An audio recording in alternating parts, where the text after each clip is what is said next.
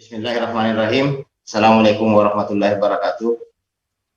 Terima kasih atas kesempatan yang diberikan kepada saya selaku pelaku usaha perikanan tentang perikanan identik dengan laut. Jadi untuk daerah saya Kabupaten Takalar yang dekat dengan Makassar, sektor perikanan ini sebenarnya adalah sektor yang paling bisa menopang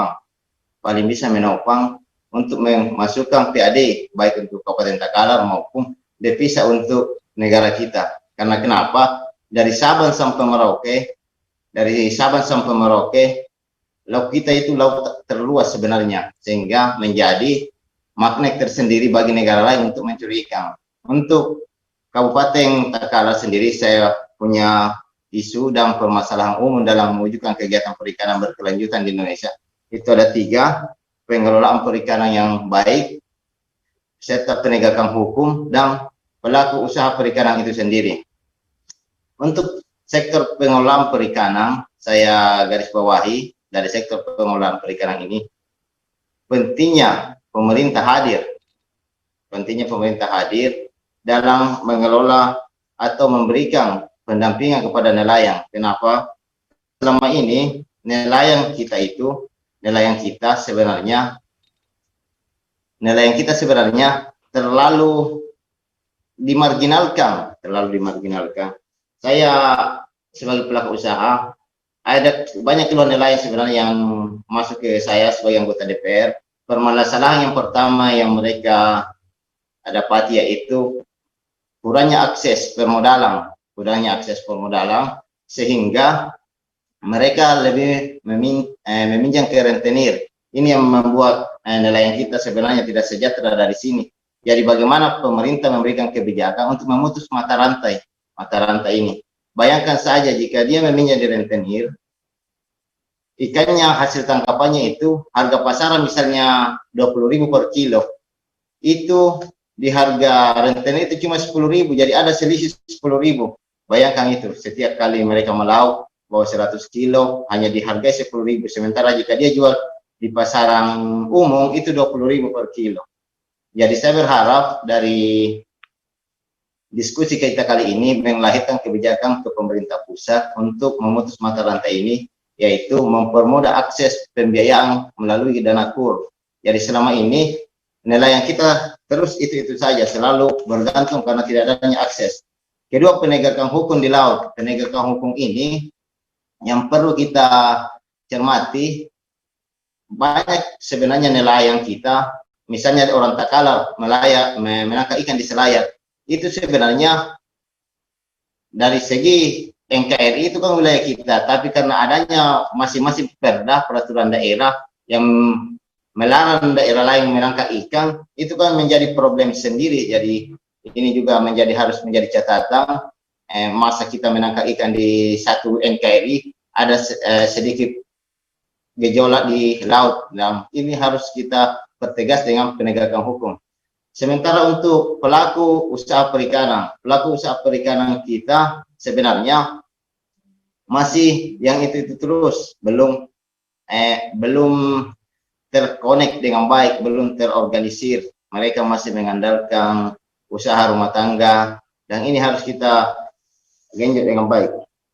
Baiklah, untuk masalah perikanan yang saya alami, isu dan permasalahan perikanan tangkap yaitu aspek ekonomi. Dari aspek ekonomi kita masih kalah saing dengan produk negara lain. Jadi dampak penyediaan lapangan kerja akan berkurang karena usaha perikanan tangkap belum efisien. Ini yang dari aspek ekonomi. Sementara untuk aspek sosial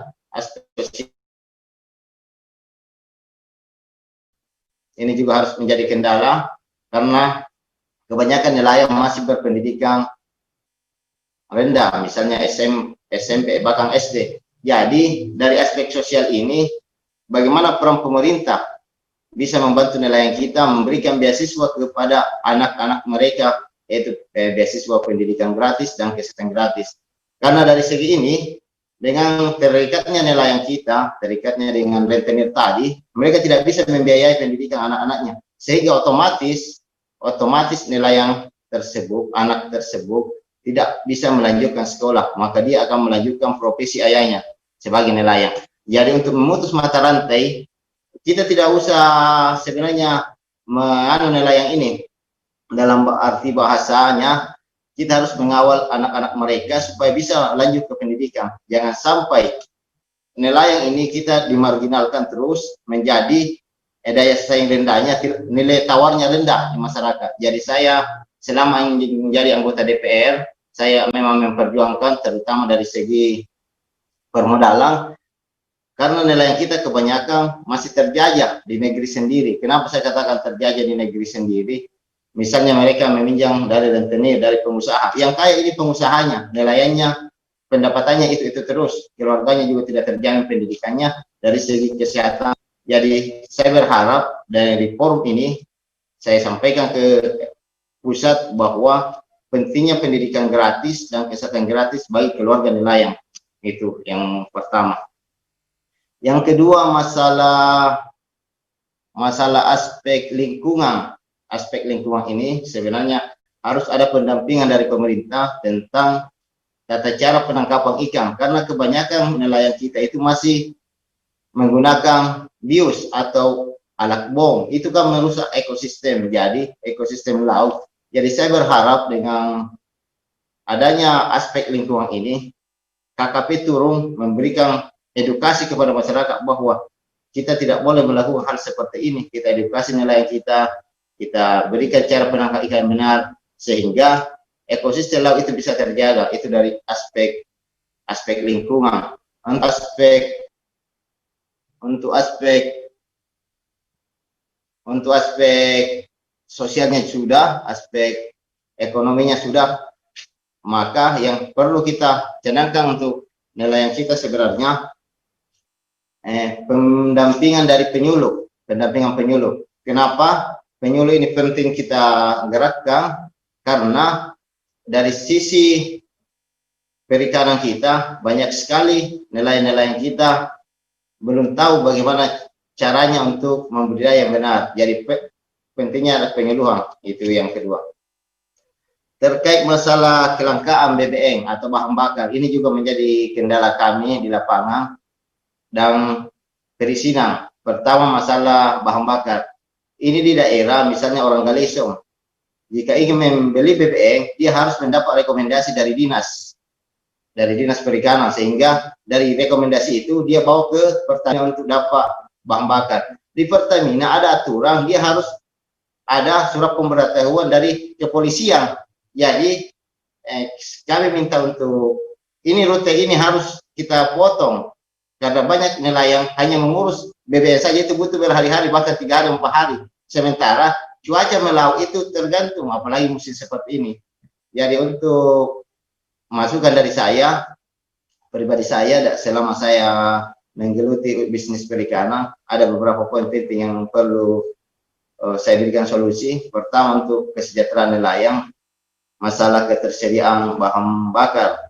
Yang kedua, penguatan modal. Ini harus kita perkuat akses permodalannya ke bank melalui dana KUR. Ini harus kita, daripada mereka minjam di rentenir, dan di KUR itu harus memakai jangka waktu, karena nelayan kita itu ada kadang waktunya untuk melaut itu berhenti 1 bulan karena cuaca.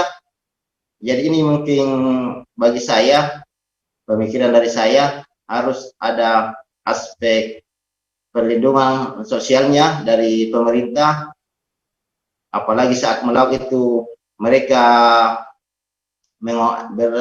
apa istilahnya, nyawa-nyawa mereka bisa dipertaruhkan. Jadi harus ada asuransi nelayan lah yang harus kita perjuangkan untuk nelayan kita, asuransi nelayan, ketersediaan bahan bakarnya, dan perizinan kapal. Ini juga menjadi kendala kami di daerah. Biasanya nelayan buat kapal ini isinya itu lama baru keluar. Ini juga harus jadi kendala, isinya dari perikanan, karena harus turun dipoto ukuran kapalnya, speknya. Ini sebenarnya menjadi kendala juga sebenarnya bagi nelayan, karena butuh berbulan-bulan untuk melaut. Harus terbit dulu izin operasi kapal tersebut. Sementara kapal sudah selesai, mereka sudah modali, biayai, tiba-tiba mengurus izin operasionalnya itu butuh waktu berbulan-bulan. Ini juga menjadi kendala kami di lapangan. Kedua, yang terkait masalah harga komoditas nelayan kita itu masih rendah. Misalnya musim ikan itu harganya anjlok sekali. Saya berharap ke depan ini pemerintah menyiapkan pusat pengolahan ikan. Pusat pengolahan ikan ini menjadi solusi bagi saya. Kenapa? Karena jika harga perikanan itu murah, kita bisa tampung lewat pengolahan itu. Kemudian untuk dari segi beasiswa untuk nelayan tadi, saya mungkin itu harus menjadi prioritas dari pemerintah. Kenapa? Karena rata-rata nelayan kita ini pendidikannya rendah. Anak-anak mereka kadang tidak ingin melanjutkan sekolah karena bapaknya yang memberikan, tidak usah, harus ke laut saja. Padahal mereka adalah generasi pelanjut kita. Jadi saya sebagai orang lapangan yang besar dari nelayan, lahir di orang tua nelayan, mengalami hal seperti itu. Jadi kadang memang harus berjuang untuk sekolah anak-anak nelayan ini sebenarnya, karena terkendala ekonomi. Kita tahu bahwa pesisir itu rata-rata pesisir di Takalar itu tingkat pendidikan sekolahnya mungkin SMA paling tinggi, karena ini basic nelayan kita ini harus digenjot pendidikannya, dan salah satu solusinya itu memberikan beasiswa untuk anak-anak nelayan. Yang terkait lobster, ada beberapa kebijakan yang sempat heboh, masalah